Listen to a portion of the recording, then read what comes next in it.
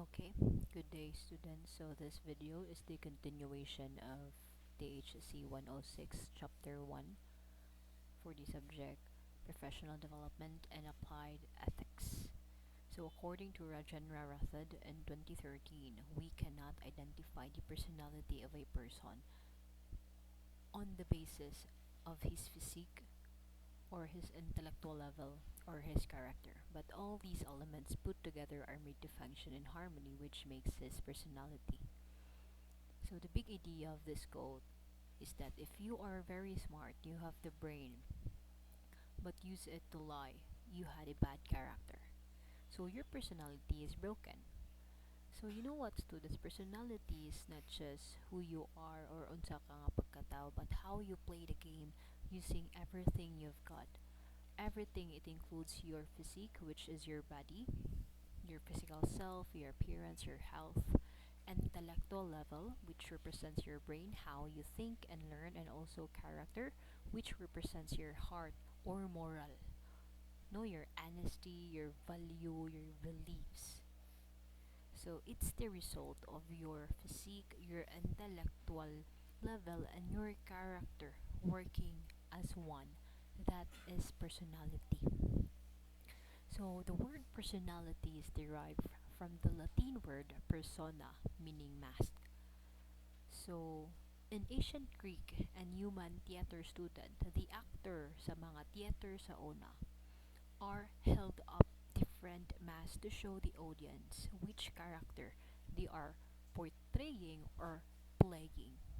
So the idea of this is that sometimes we show a mask to the world like being professional at work, being cool with our friends, being smart, being polite, being pretty, but in reality, personality is what's underneath the mask. No, the person, the real person who chooses how to act. Okay?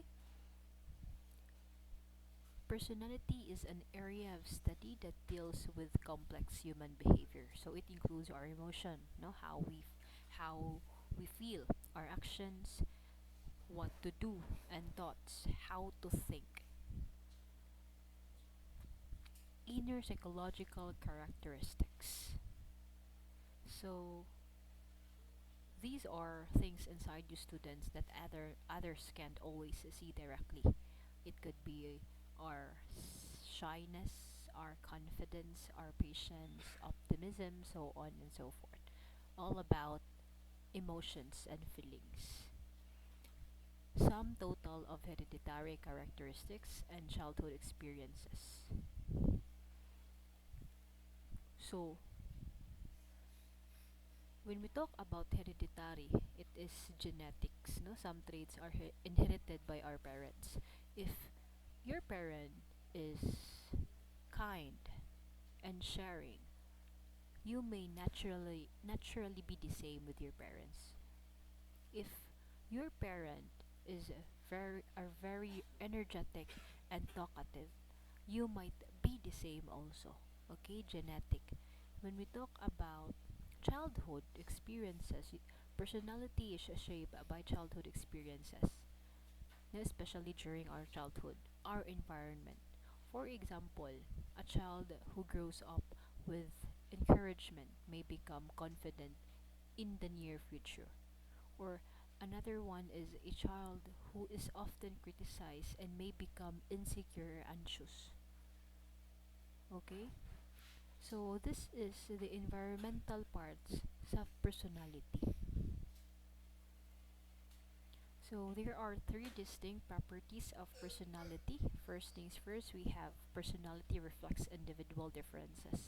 So every person is different in how they think, they feel, and also behave. So bisan pag naa kay kambal pareha kay mugnaong head to toe,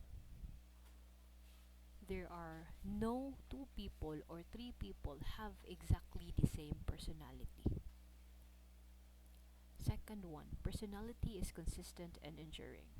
A person's behavior is usually stable over time and across situations. Consistent is not permanent. Okay, consistent is similar behavior in any situations. When we talk about the word enduring, it means last for a long time, not just a one day. So, personality doesn't change every day, students, like mood swing. No mood swing, we change our mood every day, like from sad to happy, from insecure to be energetic. But personality doesn't change that easily. This doesn't mean that personality never changes also. That leads us to the third point, which is personality can change. Personality is not fixed forever, okay? Life experiences, learning, and also our environment, kung asa tanang dako, can change it. So meaning to say, ang ato ang pamatasan, the way we think, student, the way we move, will develop and improve over time based on our life experiences. So if personality is stable, that this mean that it does not change. No, like I've said, the answer of this question is simply no. If personality is described as stable, it does not mean it never changes, students.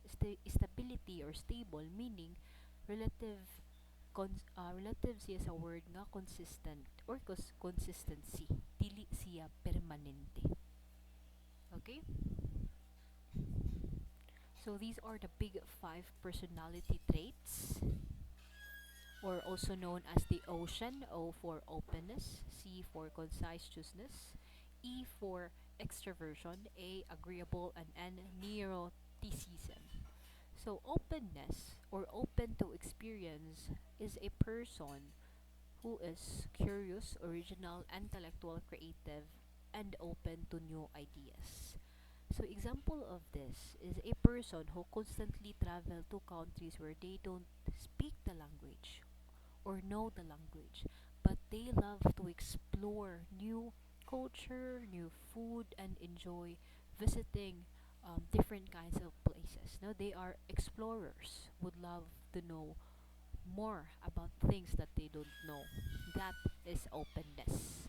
C is conscientiousness. Okay, this reflects how organized and dependable a person is and disciplined they are.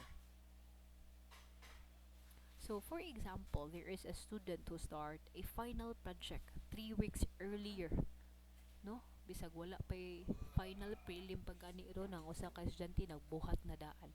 It's because he or she is achievement oriented.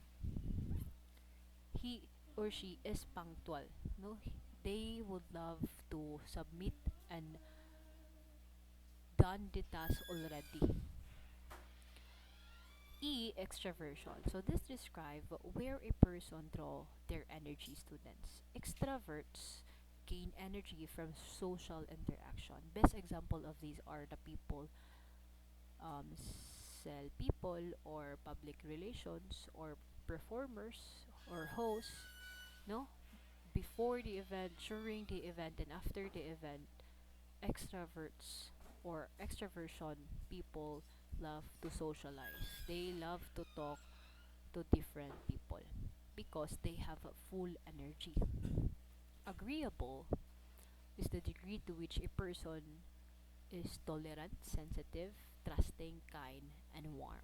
So this measures a person's tendency to be passionate and also cooperative rather than suspicious. So this one is all about how much value you place on social harmony. Like for example, mga HR professionals and also mga teachers. Okay? And lastly, neuroticism. So these traits looks at emotional stability, meaning a person is more prone to experiencing negative thoughts like depression, anxious, irritable, aggressive, temperamental, and also they are moody. For example, no, dali na nila ma-adapt ang mga negative thoughts, negative compliments, negative feedback, so on and so forth. Values and attitude. Values refers to stable life goals that people have, reflecting what is most important to them. So meaning they act as a permanent internal scale that will help you decide kung unsa ang sakto o dili, kung unsa importante or dili.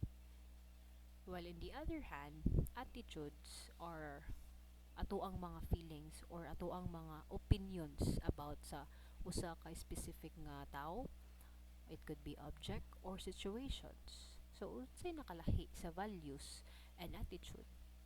Values are broad. For example, I value hard work. Ang attitude is specific. I like my current job. So, example students, you might have a negative attitude toward a specific project at your work or school, but you feel it doesn't align sa imuhang mga values, which is efficiency. Self-esteem, the degree to which a person has overall positive feelings about his or herself. So, it's all about high self-esteem and low self-esteem. It's our confidence, okay? High self-esteem, though you feel confident and worthy of respect. You bounce back faster than general or from your general failure. So if ever man nga mahagbong ka or if you got a slow score during quizzes or exam, mo bounce back na ka. Dili ka maguol or it cannot affect your mental health. It's because you know that is a part of life. However, if you have low self-esteem, you may focus on your flaws, your doubts, your failure, even when you are doing a good job. For example, you do your very best, you give your very best studying and memorizing the Ayata codes. However, pag sulod nimo sa klase, you were late 30 minutes and you only got the lowest score. It's because you were late and out of time. So naguol kaayo ka. That is low esteem. We have here self-efficacy. So self-efficacy is a belief that one can perform a specific task successfully. So unlike self-esteem, which is a general feeling, self-efficacy is about our abilities and capabilities. So it is the belief that you can successfully complete a specific task. Okay? Efficacy is different from other personality traits in that it is a job specific. So if you believe that you can do it, no, you have a high efficacy. You are more likely to try harder and stay committed when things get tough. That is self-efficacy. These are the ways to build your self-confidence. So first one, we have set manageable goals.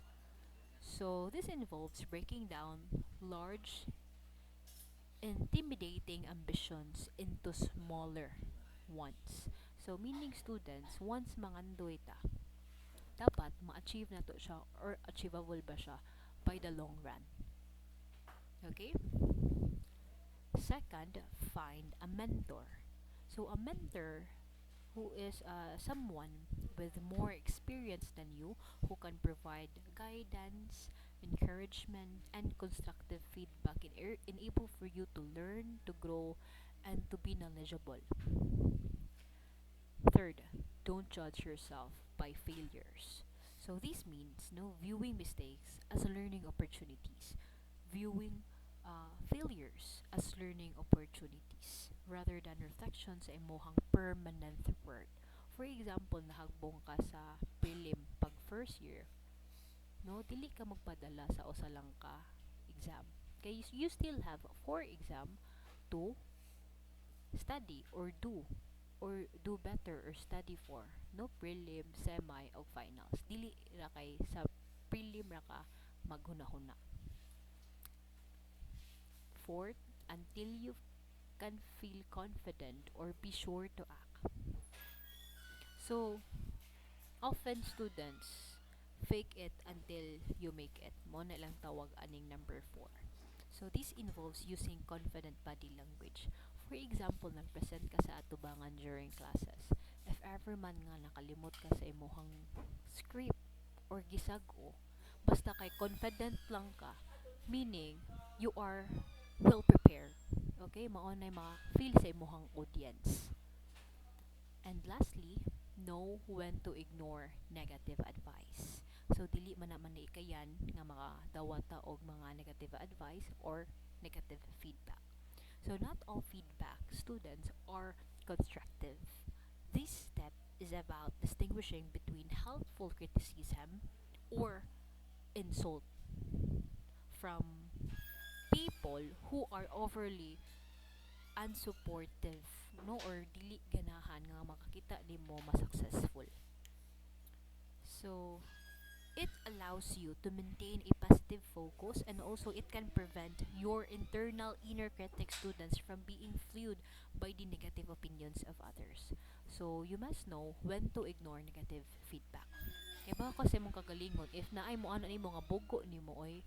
So kaya ba kasi mong kagalingon nga dili na tinuod. Okay, walay bugo if magtuon lang. Ang bugo nara sa dagat. So that ends our chapter 1.